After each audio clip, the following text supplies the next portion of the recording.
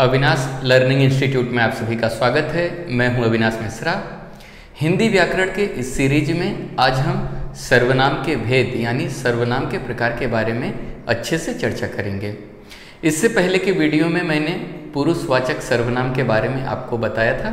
अगर आपने वो वीडियो नहीं देखा तो उसका लिंक आपको नीचे डिस्क्रिप्शन में मिल जाएगा, आप वहाँ से वीडियो देख सकते हैं। नहीं तो प्लेलिस्ट में जाके हिंदी व्याकरण का सभी वीडियो आप एक साथ देख सकते हैं। तो चलो बच्चों, सर्वनाम के भेद यानी सर्वनाम के प्रकार के बारे में अच्छे से समझते हैं।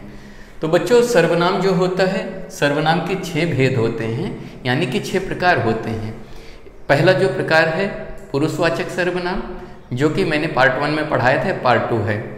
और आज हम इस वीडियो में देखेंगे निश्चयवाचक सर्वनाम, अनिश्चयवाचक सर्वनाम, निजवाचक सर्वनाम, प्रश्नवाचक सर्वनाम और संबंधवाचक सर्वनाम के बारे में एकदम डिटेल में पढ़ेंगे। ठीक है, तो चलो लेक्चर स्टार्ट करते हैं। पहला है निश्चयवाचक सर्वनाम। निश्चय का मतलब होता है फिक्स होना, निश्चित होना। नाम ही बता रहा है कि निश्चयवाचक सर्वनाम। आप यहाँ पे देखिए, जिस सर्वनाम से किसी निश्चित व्यक्ति या वस्तु का ज्ञान होता है उसे निश्चयवाचक सर्वनाम कहते हैं। यहाँ पे फिर से ध्यान दो, जिस सर्वनाम से यानी कि जिस सर्वनाम शब्द से किसी निश्चित यानी फिक्स है, कोई निश्चित व्यक्ति है या निश्चित वस्तु का ज्ञान होता है या पता चलता है, तो उसे क्या कहते हैं? निश्चयवाचक सर्वनाम कहते हैं। आप उदाहरण देखोगे तो अच्छे से समझ में आ जाएगा। यहाँ पे देखो, जैसे वे मेरे भाई हैं, यहाँ पे वे जो है वो सर्वनाम शब्द है। वे मेरे भाई हैं, यहाँ पे निश्चित है कि जो वहाँ पे भाई हैं वो किसके हैं? मेरे हैं। निश्चित है ना, जो भी भाई हैं वो किसके हैं? मेरे हैं। शब्द क्या बता रहा है? वे मेरे भाई हैं। यहाँ पे निश्चित है जो भाई हैं वे किसके हैं? मेरे हैं। समझ में आ गया? वे मेरे भाई हैं यानी कि वे जो भाई हैं वो किसके हैं? मेरे। यहाँ पे निश्चित पता चल रहा है हमें। यहाँ पे वाक्य देख के निश्चित पता चल रहा है कि जो वे हैं, वे शब्द क्या है? सर्वनाम है। इससे हमें पता चल रहा है जो भी भाई हैं वो मेरे हैं। ठीक है। दूसरा देखो, यह कलम मेरा है। जो कलम है वो किसका है? मेरा है। निश्चित पता चल रहा है कि जो कलम है वो किसका है? मेरा है। यहाँ पे एक निश्चित मालूम पड़ रहा है, जो कि कलम है वो किसका है? मेरा है। समझ में आ गया? यह क्या है? सर्वनाम है। सर्वनाम के साथ वाक्य पढ़ने के बाद पता चल रहा है यह कलम मेरा है। यहाँ पे निश्चित पता चल रहा है कि जो कलम है किसका है? मेरा है। यहाँ पे बच्चों वाक्य यानी पूरा सेंटेंस पढ़ने के बाद आपको अच्छे से समझ में आता है। यहाँ पे देखो, वह घर रमेश का है। अच्छा, घर किसका है? रमेश का है। जो वहाँ पे वह घर है वो किसका है? रमेश का। एक निश्चित पता लग रहा है कि भैया जो घर है वो रमेश का है। समझ में आ गया? इसे क्या कहते हैं? निश्चित वाचक सर्वनाम। फिर से समझो, जिस सर्वनाम से किसी निश्चित व्यक्ति या वस्तु का पता चलता हो या ज्ञान होता हो उसे क्या कहते हैं? निश्चयवाचक सर्वनाम कहते हैं। अगला देखते हैं। तीसरा है अनिश्चयवाचक सर्वनाम। यहाँ पे शब्द देखो लिखा है अनिश्चय। अनिश्चय मतलब जो निश्चित नहीं होता है, जो फिक्स नहीं होता है। आप यहाँ पे उदाहरण देखो, उदाहरण के साथ पहले परिभाषा देखो। जिस सर्वनाम से किसी व्यक्ति या वस्तु का निश्चित ज्ञान ना हो उसे अनिश्चयवाचक सर्वनाम कहते हैं। फिर से देखो, जिस सर्वनाम से क्या किसी व्यक्ति का या किसी वस्तु का निश्चय ज्ञान ना हो या निश्चय पता ना चले कि भैया ये किसका है, समझ में आ गया, उसे अनिश्चयवाचक सर्वनाम कहते हैं। आप उदाहरण देखोगे तो एकदम आसानी से आपको समझ में आ जाएगा। तो यहाँ पे देखो, जैसे कि देखो, पानी में कुछ गिर गया है। यहाँ पे निश्चित नहीं है कि पानी में क्या गिरा है। पानी में कुछ गिर गया है। कुछ जो है सर्वनाम है, लेकिन क्या गिरा है ये निश्चित नहीं है, पता नहीं है कि पानी में क्या गिरा है। समझ में आ गया? इसीलिए क्या है, जो कुछ है कौन सा सर्वनाम है? अनिश्चयवाचक सर्वनाम। अभी आप बोलो चाय में कुछ गिर गया है। कुछ का मतलब क्या समझ में आ रहा है? पता नहीं क्या गिर गया है, कुछ निश्चित नहीं है, तो उसे क्या कहेंगे? अनिश्चितवाचक सर्वनाम। अगला देखो उदाहरण, आज घर पर कोई आ रहा है। घर पे तो आ रहे हैं ये तो मालूम है, लेकिन कोई आ रहा है, पता नहीं कौन आ रहा है, उसका निश्चित नहीं है। घर पे तो कोई आ रहा है तो पता है, लेकिन कौन आ रहा है उसका पता नहीं है। इसीलिए क्या है? अनिश्चितवाचक सर्वनाम। उस सर्वनाम से हमें क्या पता चलता है? किसी वस्तु या व्यक्ति के बारे में वो निश्चित नहीं होता है। जैसे मैं बात करूं, यह कलम पता नहीं किसका है। अभी कलम तो है लेकिन किसका है पता नहीं चल रहा है, तो इसे क्या कहेंगे? अनिश्चयवाचक सर्वनाम। आपको समझ में आ गया रहेगा निश्चयवाचक सर्वनाम और अनिश्चयवाचक सर्वनाम। अगला समझते हैं। अगला बच्चों है चौथा निजवाचक सर्वनाम। निज का मतलब होता है खुद का, सेल्फ जिसे बोलते हैं, खुद का। जब कोई चीज खुद की होती है तुझे हम निजी भी बोलते हैं, यानी खुद का।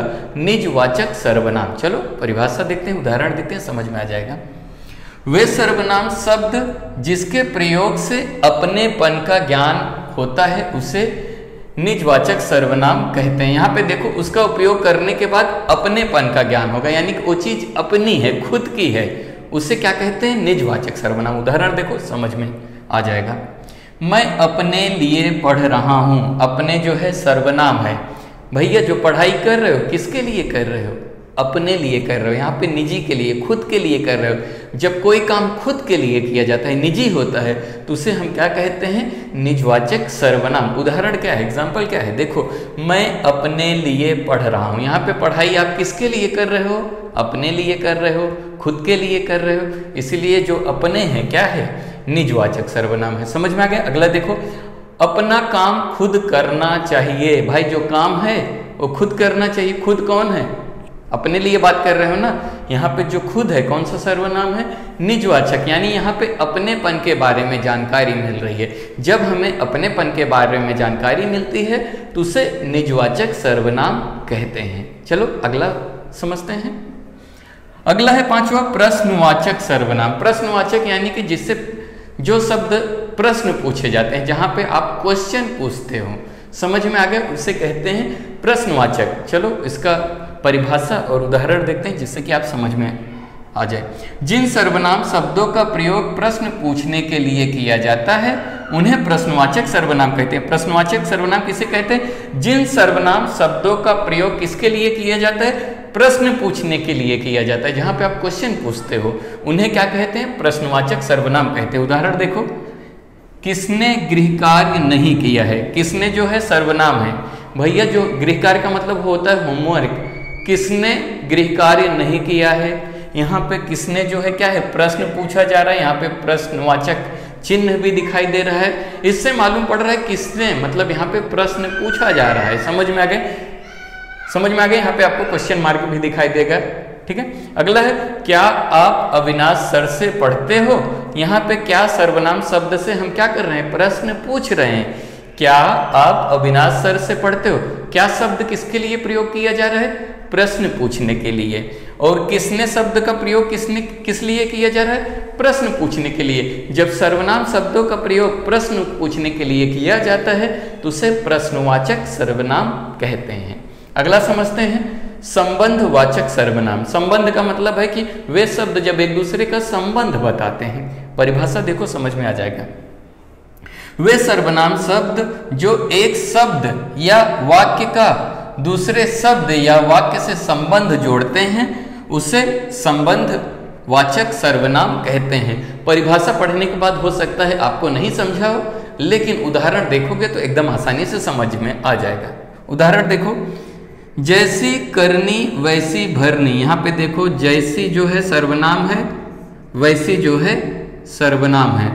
तो यहाँ पे देखो एक शब्द दूसरे शब्द के साथ, एक वाक्य दूसरे शब्द वाक्य के साथ क्या कर रहा है? संबंध बता रहा है। यहाँ पे देखो जैसी करनी वैसी भरनी, मतलब जो जैसा करेगा वो ऐसा भरेगा।